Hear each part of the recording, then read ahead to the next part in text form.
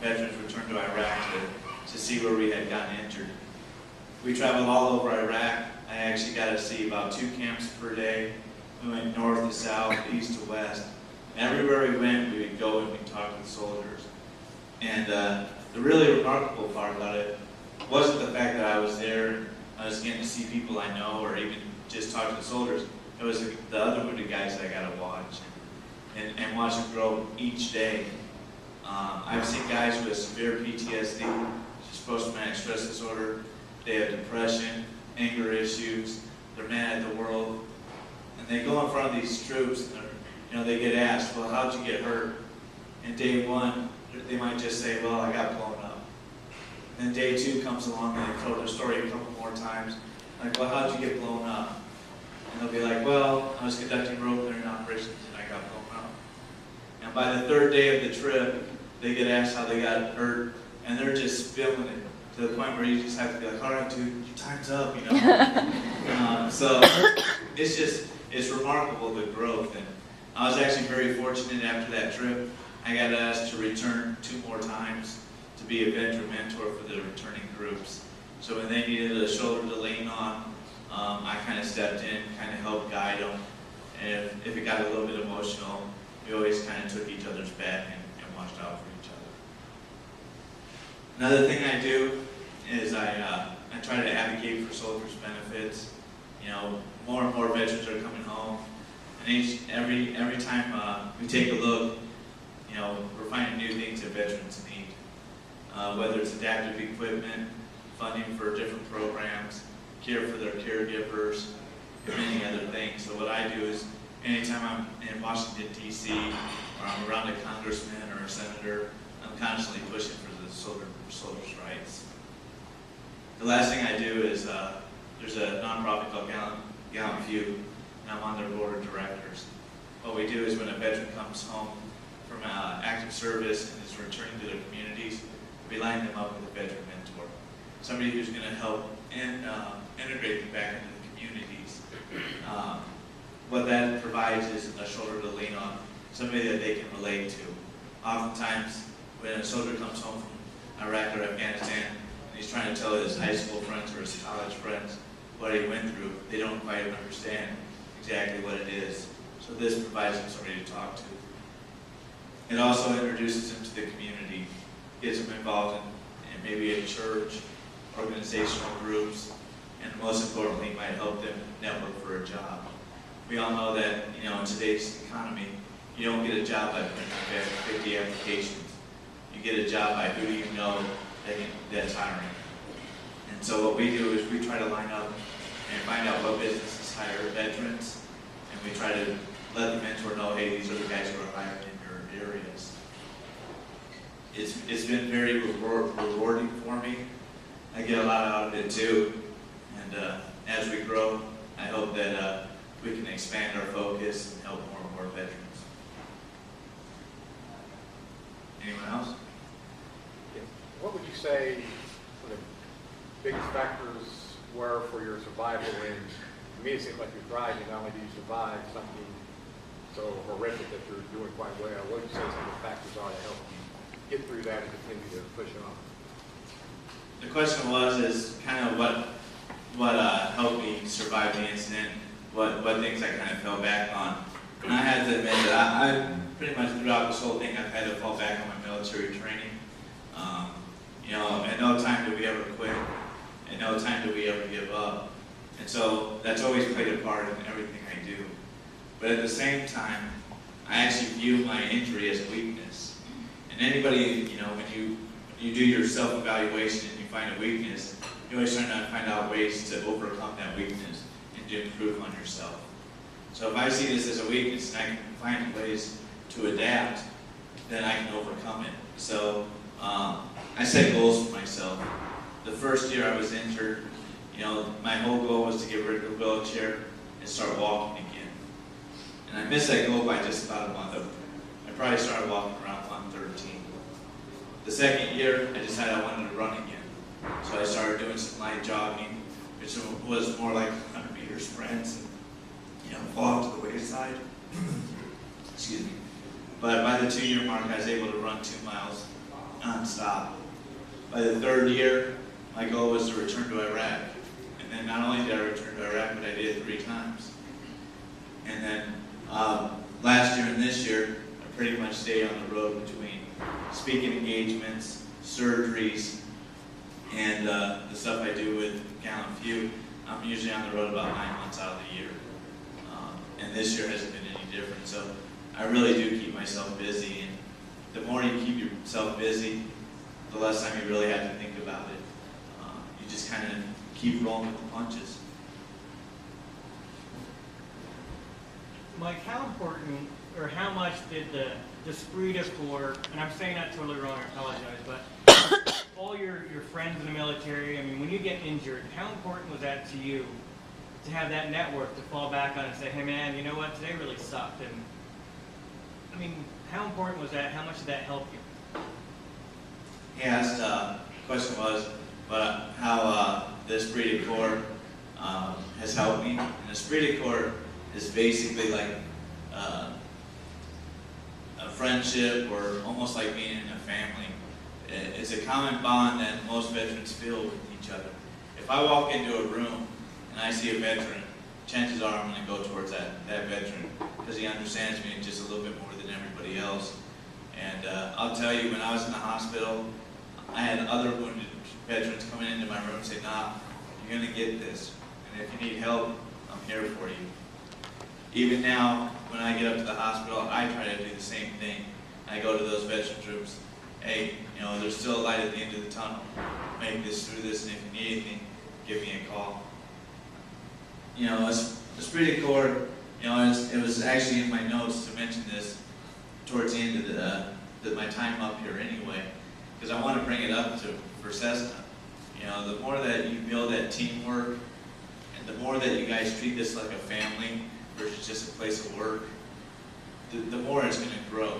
You know, if you see another Cessna employee at the grocery store, you know, and you just walk by, that's probably the wrong answer. It takes 2 seconds to say hello to that person and let them know that, you know, you're thinking of them, or just, you know, that they're welcome in another place other than just work. You know, it's almost hard sometimes to explain the kind of esprit de corps that the military has without sharing those hardships.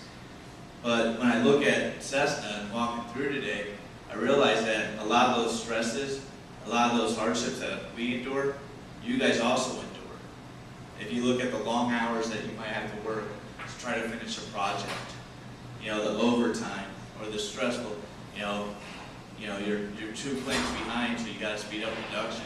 That's pretty stressful, and those stresses can actually, you know, build that bond between employees and that team to where you guys actually do build this esprit de corps, and you guys just really don't realize that you're doing it.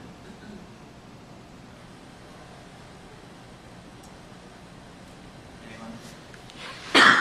Best part and the worst part of Ranger School. Oh man. The worst part, man, it's just the whole course. It just sucks.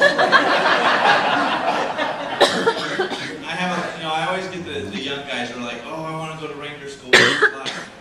Is it hard? And I tell them, you know, it's not really hard. It's not set up to be a hard course. The course itself teaches the very basics of military tactics, and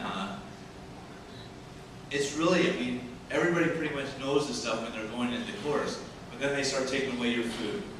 They start, you know, taking away your sleep, you know, and you're going on day 3 with 2 hours of sleep, and, you know, you've had 1 meal a day, or, you know, if you're lucky, 2 meals a day. But, you know, it's when they give you these meals, it's not like you're sitting down at a table and you get 20 minutes to eat. You get, you know, the little bagged MRE, and they're like, eat, you got 5 minutes, but you don't finish, you don't get. You know, you're taking your salt, you're taking your creamer, you're putting everything in this one little package and just sucking it down. And that sucks. You know, I was a pretty slim guy starting Ranger School. I was 160 pounds when I started Ranger School, and at the end of the 2 months, I was about 115 pounds. So it kind of just shows you the drastic amount of weight that you'll lose in that course. So yeah, it sucks, but some of the best things come out of the course too. I mean, the sense of humor that you have to endure some of that. I can remember doing skits, and at the end of each of the 3 phases, you'll sit down, and the students, come up with skits. Whoever wins the skit gets a little bit more chow that night, and probably not really the most appropriate place to say it, but watch 300 grown men sitting in gravel, nothing on except for their web gear, doing flutter kicks in the gravel. That's one hell of a sight. And then going back to when I was one of the instructors, I saw a lot of the instructors who got made fun of in those skits, and some of them didn't take it with a grain of salt and some would. And every time one of the skits was about me, I always got a big smile on my face because it told me I was doing my job. One of the funny ones was we were walking through the woods. It was a real marshy area. It was pitch black. My guys were lost. They had no idea where they were going. And we had already been walking for like 6 hours, and we weren't even close to where we had to go. So being that we were in kind of the swampy area, I just said, okay guys, follow me. I'm taking you guys in. Just stay on, follow me and I'll get you there. And I turned my flashlight on and took about 3 steps, and I saw a water moccasin right in front of me. So I stopped. What's the student behind me do? He just shoves me forward. So I basically stepped on this water moccasin. So you can probably, picture me tiptoeing around, trying to watch out where that thing was going. So later on, the skit's coming, and it has me dance around kind of fairy-like above this snake. Pretty funny. It's good times.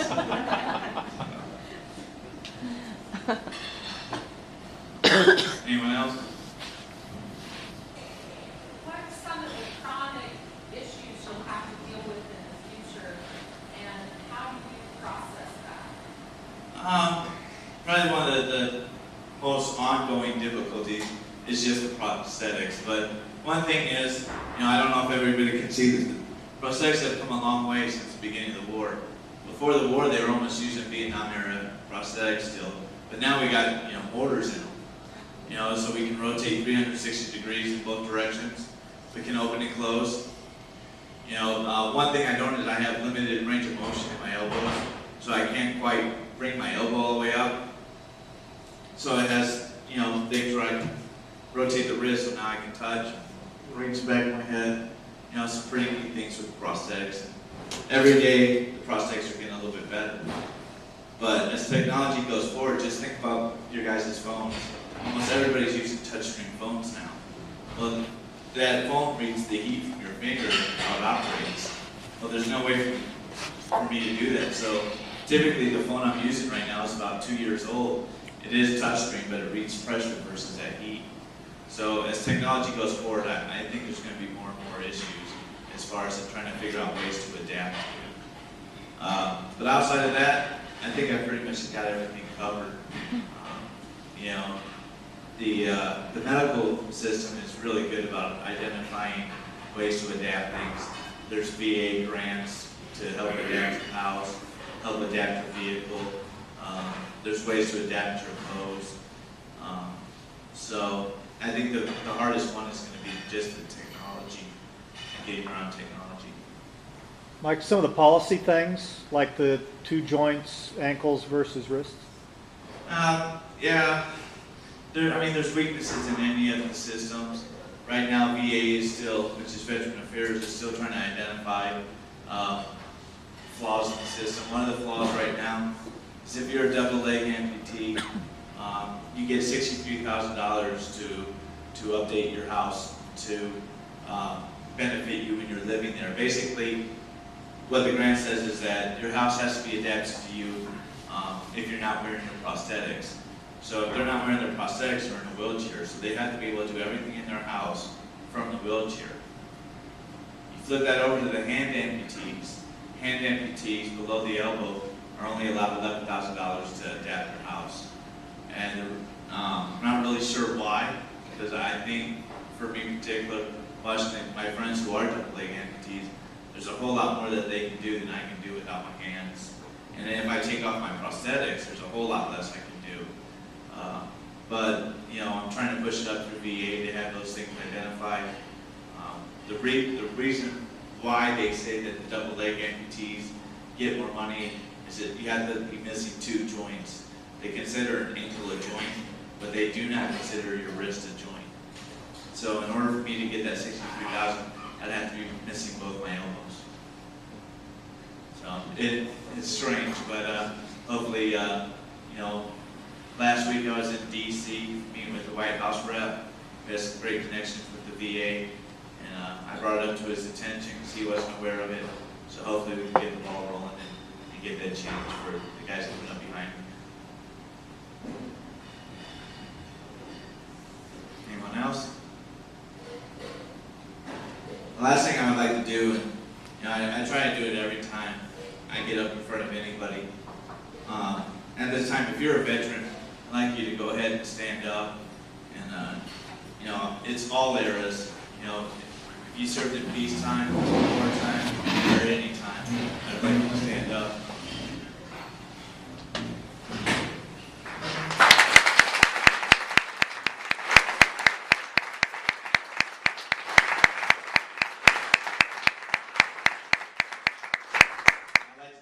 Your service, but if you're a Vietnam vet, I'd like you to go ahead and remain standing. Do we have any Vietnam era vets? The one thing that the Vietnam era vets didn't get is they didn't get the homecoming that a lot of us got. They didn't get the respect they deserved, and they certainly didn't get the medical treatment that they deserved oftentimes. So, you know, I'm standing up here because of a lot of the things that those guys went through. So I'd like to give you guys an extra special round of thank you.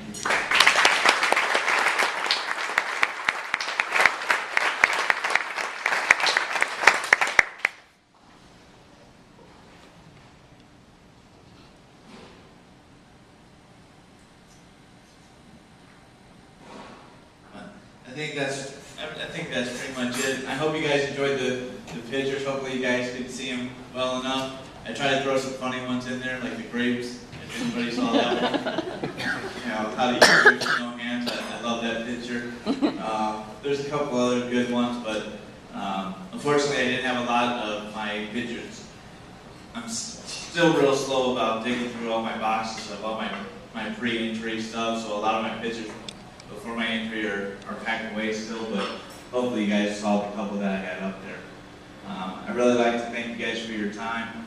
If you guys have any questions that you think of later on, feel free to come up to me and ask me. If you guys need to get a hold of me, I'll be passing out some contact information later on.